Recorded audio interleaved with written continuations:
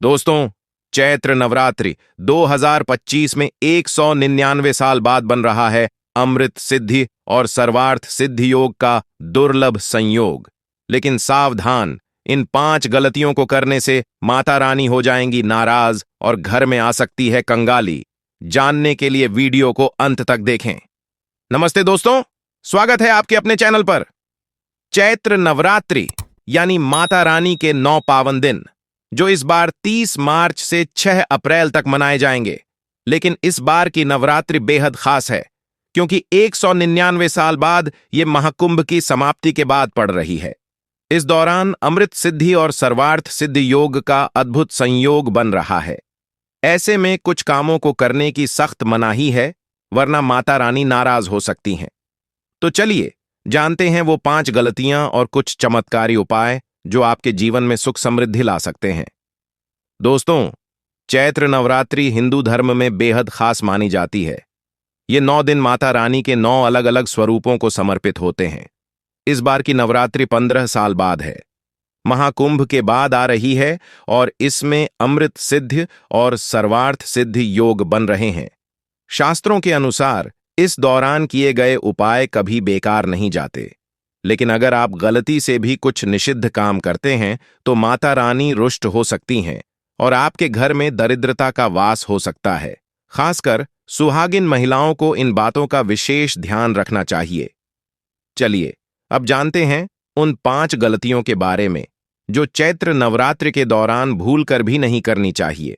पहली गलती, मांस मदिरा का सेवन। चैत्र नवरात्रि माता रानी को समर्पित पवित्र दिन है। शास्त्रों में साफ लिखा है कि इन दिनों मांस मदिरा या तामसिक चीजें जैसे प्याज लहसुन का सेवन करना सख्त मना है। ऐसा करने से माता रानी नाराज हो जाती हैं और व्यक्ति को 7 जन्मों तक परेशानियों का सामना करना पड़ सकता है। घर में अशांति और दुर्घटनाओं का खतरा भी बढ़ जाता है। इसलिए इन 9 दिनों में सात्विक भोजन करें। दूसरी गलती, लड़ाई झगड़ा करना। नवरात्रि के पावन दिनों में मन को शांत रखें।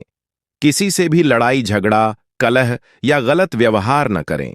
खासकर पति पत्नी को एक दूसरे से मतभेद नहीं करना चाहिए। ऐसा करने से दांपत्य जीवन में परेशानियां आती हैं और माता रानी का आशीर्वाद नहीं मिलता।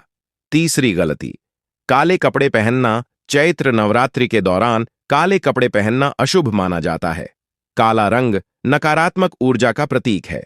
इस दौरान हल्के रंग जैसे सफेद, पीला या हरा पहने, जो सकारात्मक ऊर्जा को आकर्षित करते हैं। पूजा के दौरान भी शुद्ध और हल्के रंगों के कपड़े पहने। चौथी गलती, देर तक सोना। नवरात्रि के दिन देर तक सोना या देर से उठना शुभ नहीं है। ये दिन जागरण, तपस्या और साधना के लिए है। सुबह जल्दी उठकर स्नान करें और माता रानी की पूजा करें। देर तक सोने से आलस्य आता है और पूजा का पूरा फल नहीं मिलता। 5वीं गलती, बाल और नाखून काटना। चैत्र नवरात्रि के दौरान बाल या नाखून काटना अशुभ माना जाता है। ये दिन पवित्रता और तपस्या के हैं। शरीर को अपवित्र करने वाले काम जैसे बाल काटना, नाखून काटना या शेविंग करना इन दिनों में वर्जित है। इन 5 गलतियों के अलावा कुछ और बातों का भी ध्यान रखें। मुख्य द्वार पर जूते, चप्पल या झाड़ू न रखें। ऐसा करने से माता लक्ष्मी घर में प्रवेश नहीं करती और दरिद्रता आती है। किसी महिला का अपमान न करें। माता लक्ष्मी को स्त्री स्वरूप माना जाता है। किसी भी महिला या कन्या का अपमान करने से माता रानी नाराज होती हैं। खंडित मूर्तियों की पूजा न करें। टूटी फूटी मूर्तियों की पूजा करना अशुभ है। ऐसी मूर्तियों को मिट्टी में दबा दें या नदी में प्रवाहित करें। कुछ चीजों का दान न करें। नवरात्रि में सरसों का तेल, लोहा या तामसिक चीजें जैसे प्याज लहसुन दान करना शुभ नहीं है। इससे कुंडली में ग्रह कमजोर होते हैं। सफेद या काले कपड़े पहनकर पूजा न करें। खासकर सुहागिन महिलाओं को पूजा के दौरान सफेद या काले कपड़े नहीं पहनने चाहिए, क्योंकि ये शोक के प्रतीक माने जाते हैं। अब बात करते हैं कि माता रानी को क्या नहीं चढ़ाना चाहिए। टूटा हुआ नारियल। माता रानी को हमेशा पानी वाला, जटा वाला और साबुत नारियल चढ़ाएं। टूटा हुआ नारियल अशुभ माना जाता है। नारियल को लाल कपड़े में लपेटकर कलश पर लेटाकर रखें, खड़ा न करें। महिलाएं नारियल न तोड़ें। नारियल को बीज रूप माना जाता है और महिलाएं बीज से शिशु को जन्म देती हैं। इसलिए महिलाओं को नारियल नहीं तोड़ना चाहिए, लौंग अकेले न चढ़ाएं। माता रानी को लौंग के साथ इलायची चढ़ाएं। लौंग के साथ घी चढ़ाने से माता रानी प्रसन्न होती हैं। तुलसी या दूर्वा न चढ़ाएं। माता रानी को तुलसी के पत्ते या दूर्वा अर्पित करना वर्जित है। ये भगवान विष्णु और गणेश को चढ़ाएं। सफेद फूल न चढ़ाएं। माता रानी को लाल रंग के फूल चढ़ाएं, क्योंकि लाल रंग उन्हें प्रिय है। अब जानते हैं कुछ चमत्कारी उपाय जो चैत्र नवरात्रि 2025 में आपके जीवन में सुख समृद्धि ला सकते हैं। उपाय 1, अपामार्ग, चिड़चिड़ा। पौधे की जड़ शास्त्रों में अपामार्ग की जड़ को धन को आकर्षित करने वाली जड़ माना गया है। इसमें ब्रह्मा, विष्णु और महेश का वास होता है। इस चैत्र नवरात्रि में अपामार्ग की जड़ लाएं। इसे 9 दिन तक विधिपूर्वक पूजन करें, मंत्रों से अभिमंत्रित करें और अपने हाथ में बांध लें। इससे धन की प्राप्ति होगी और जीवन में सकारात्मक बदलाव आएंगे। उपाय 2, लाल अपामार्ग से दातून। चैत्र नवरात्रि में लाल अपामार्ग की टहनी से दातून करें।